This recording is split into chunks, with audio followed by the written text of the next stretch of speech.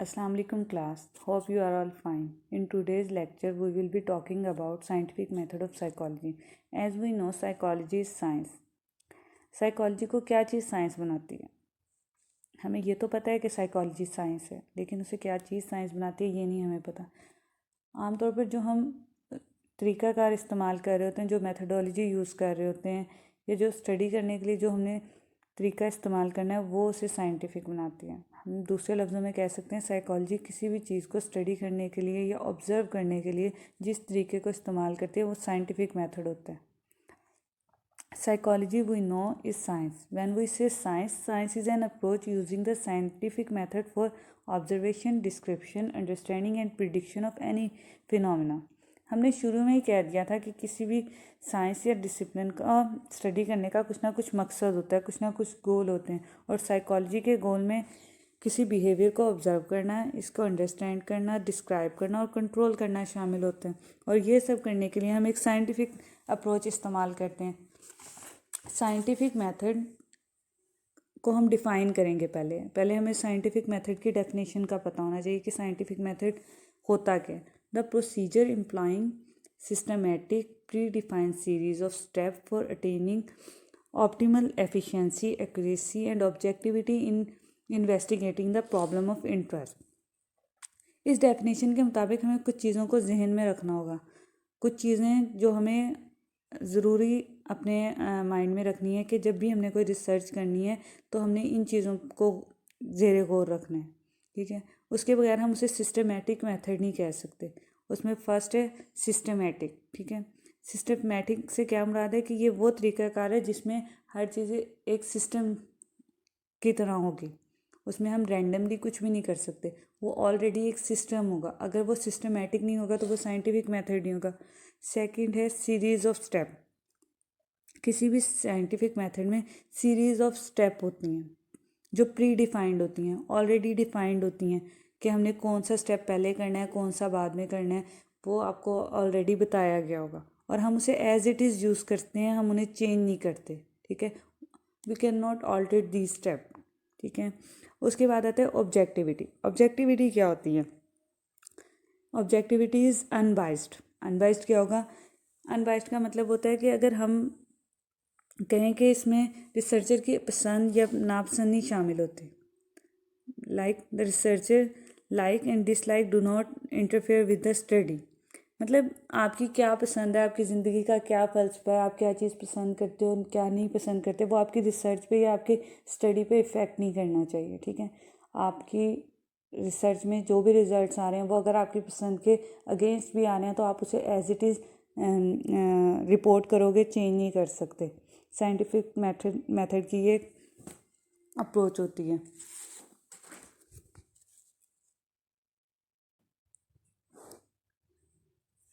Objectivity का मतलब ही है कि आप अपनी पसंद नापसंद को साइड पे रख के स्टडी करोगे और उसके बाद उसे उसी तरह से रिपोर्ट करोगे, उसे चेंज नहीं करोगे। यहाँ पे हमें एक चीज़ को जहन में रखना है, भूलना नहीं है कि साइंस जो है वो फैक्ट्स पर यकीन रखती है और फैक्ट्स को ही तलाश करती है, ठीक है। जो साइंटिफिक मेथड है वो इन फैक्ट्स के अकॉर्डिंग चलता है, ठीक है। उसके बाद आता है रिसर्च मेथड। हम स्टडी करेंगे रिसर्च मेथड ऑफ साइकोलॉजी कि साइकोलॉजी में कौन कौन से मेथड यूज़ होते हैं। साइकोलॉजी में मुख्तलिफ़ किस्म के रिसर्च मेथड यूज़ होते हैं और बहुत। After discussing the scientific method, let's come to the main topic research methods of psychology. Psychology में हम डिफरेंट किस्म के रिसर्च मेथड इस्तेमाल करते हैं। The interesting thing is that many people who are not psychologists are not aware of fact that psychology employs such a big variety of research method, and these people think that psychology is just like philosophy. People are just philosophizing and talking in psychology, whereas psychology employs almost every scientific research method and approaches for investigating any phenomena of interest. Student, there are different study of method in psychology. Basically, main method of studies are descriptive and experimental. First of all, we describe the descriptive method. Descriptive method में जो researcher होता है वो चीज़ों को as it is, लोगों को behaviour को एज इट इज़ और हालात वाक़यात को एज इट इज़ ऑब्जर्व करता है और एज इट इज़ डिस्क्राइब करता है, उसमें कोई भी रद्दोबदल नहीं करता, जैसे वो चीज़ों को ऑब्जर्व करता है उसी तरह से उन्हें बयान कर देता है। डिस्क्रिप्टिव मेथड वो है जिसमें जस्ट ऑब्जर्वेशन मेथड यूज़ किया जाता है, वो चीज़ों को एज इट इज़, उसमें उसकी अपनी कोई इन्वॉल्वमेंट नहीं होती, मतलब रिसर्चर्स में एक्टिव नहीं होता, उसमें जो सारी रिसर्च में पार्टिसिपेट कर रहे होते हैं वो पार्टिसिपेंट ही होते हैं और उनको जिस तरह से ऑब्जर्व किया जाता है, जो एक्चुअल वो परफॉर्म कर रहे होते हैं उसी को उसी तरह से बयान कर दिया जाता है, उसमें कोई भी मैनिपुलेशन नहीं होती। Now I am going to discuss the types of descriptive study. First of all, we discuss the observation method. Observation is a method for collecting data. It involves watching a participants and recording relevant behavior. Observation से मुराद क्या है? Observation का मतलब है हम किसी चीज़ को गौर से देखें और उस किसी भी बिहेवियर को, किसी भी रवैये को अगर हम देखना चाह रहे हैं तो उसे अच्छी तरह हम ऑब्ज़र्व करेंगे और उसे रिकॉर्ड कर लेंगे। जो हमें जिस चीज़ को हम नोटिस करना चाह रहे हैं उस पर फोकस करेंगे। Method, introspection method, naturalistic method, field study method, daybook method and biographic method. First, introspection method or subjective method. Observation of one's own mental and emotional process is called introspection. Introspection is a procedure used to study the subject's mental process like thinking, feeling and sensation. Introspection वो method है जिसमें इंसान खुद अपने behaviour का और अपने emotions का जायज़ा लेता है, मतलब वो क्या सोच रहा है, वो क्या फील कर रहा है, उसकी ऑब्जर्वेशन खुद से करते हैं। कोई भी इंसान क्या सोच रहा है उसकी ऑब्जर्वेशन वो खुद से जितनी अच्छे तरीके से कर सकता है, दूसरा उसे देख के नहीं कर सकता। तो जो इंट्रोस्पेक्शन है वो इंसान खुद करता है। इंट्रोस्पेक्शन को समझने के लिए सबसे अच्छी एग्जांपल है कि अगर आपके सर में दर्द हो रहा है तो आप ये खुद से ज़्यादा अच्छे तरीके से बता सकते हो कि मेरे सर में दर्द हो रहा है, कितनी शिद्दत का दर्द है और किस हिस्से में दर्द हो रहा है सर का, वो आप बता सकते हो, आपको देखने वाला नहीं बता सकता। वो सिर्फ ये अंदाज़ा लगा सकता है कि आप या तो आपके दर्द हो रहा है या नहीं हो रहा, वो भी अगर आपके फेस से पता चल रहा है, इससे ज़्यादा कुछ नहीं बताता। लेकिन जब इंट्रोस्पेक्शन की बात करते हैं तो एक इंसान खुद से ये बता सकता है कि मेरे सर में कितना शदीद दर्द है और किस हिस्से में दर्द है, ठीक है। और इसी तरह अगर आपको भूख लगी है तो आप ही बता सकते हो कि आपको इस टाइम पे भूख लगी है और कितनी शदीद है।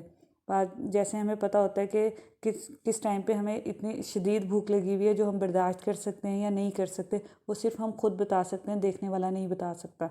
तो इंट्रोस्पेक्शन का ये फ़ायदा होता है कि इंसान अपनी फीलिंग, इमोशन और मेंटल प्रोसेस को खुद से अच्छे तरीके से ऑब्जर्व कर सकता है।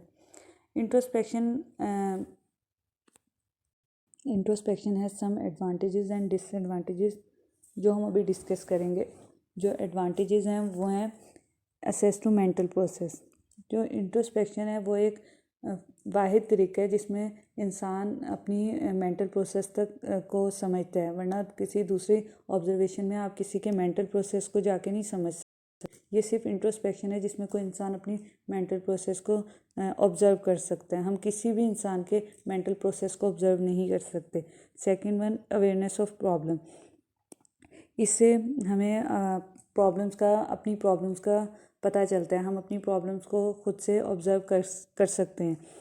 क्विक एक्शन, इसका एक एडवांटेज ये भी है कि जैसे ही हमें अपनी प्रॉब्लम का पता चलता है हम फ़ौरन से उसके ऊपर उसके लिए कोई ना कोई एक्शन करने की कोशिश करते हैं। जैसे हमने एग्जांपल दी कि अगर हमारे सर में दर्द हो रहा होता है तो हम फ़ौरन से क्या करेंगे, उसके एक्शन में हम क्या करेंगे, हम मेडिसिन लेंगे, ठीक है। उसके बाद आता है सिंपल एंड ईजी। ये एक बहुत ईजी तरीका है क्योंकि इसके लिए आपको ना तो किसी के पास जाना पड़ता है, ना आपको किसी से मिलना पड़ता है। आप खुद से अपनी उसको ऑब्ज़र्व करते हो सिचुएशन को और बिहेवियर को, और उसको क्विकली एक्शन करके उसी फ़ौरन से उसके ऊपर एक्शन करके उससे सल्यूशन उसका आपको मिल जाता है। उसके बाद आता है इकोनॉमिक ये होता है कि ये आपके लिए बहुत रिलायबल होता है। आप इस पर आपका कोई ख़र्चा नहीं हो रहा, आप खुद से सब कुछ कर रहे होते हो। And last one is convenient. ये कन्वीनियंट इस तरह से कि आपको अपने लिए किसी के पास नहीं जाना पड़ता किसी मसले के हल के लिए, ना आपको किसी की हेल्प की ज़रूरत होती है। आप खुद से अपने मेंटल प्रोसेस को ऑब्जर्व करते हो, फिर उसको उसके लिए कोई क्विक एक्शन यूज़ करते हो, तो इस तरह से ये आपके लिए काफ़ी कन्वीनियंट हो जाती है। अब आते हैं हम इसके डिसएडवांटेजेस की तरफ। डिसएडवांटेजेस में फर्स्ट इसका जो डिसएडवांटेज है, ये फुली साइंटिफिक नहीं है, इसलिए हम इसे नॉन साइंटिफिक भी कह सकते हैं, क्योंकि इसमें साइंटिफिक मेथड के अकॉर्डिंगली हम स्टेप बाय स्टेप कुछ नहीं कर रहे होते, सिर्फ आप खुद से अपनी ऑब्जर्वेशन कर रहे होते हो और उसके ऊपर क्विक एक्शन कर रहे होते हो।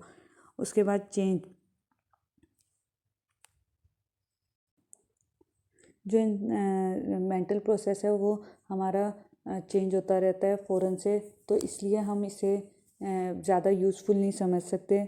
लिमिटेड है, लिमिटेड ये इस तरह से है कि जो हमारे कॉन्शियस में है वो तो हमारे मेंटल प्रोसेस में हमारी अवेयरनेस में होता है, उसे तो हम ऑब्ज़र्व कर सकते हैं, लेकिन जो हमारी सब कॉन्शियस में या अनकॉन्शियस में चीज़ें होती हैं हम उसे ऑब्ज़र्व नहीं कर सकते, तो इस वजह से भी ये उस हद तक यूज़फुल नहीं है जिस तरह से बाकी साइंटिफिक मेथड हैं। और इसका सब और भी काफ़ी सारे डिसएडवांटेजेस हैं, जैसे कि एबनॉर्मल लोग, अगर कोई एबनॉर्मल इंसान है जो जिसकी जो नॉर्मली बिहेव नहीं करता, वो भी अपनी मेंटल प्रोसेस को ऑब्ज़र्व नहीं कर सकता।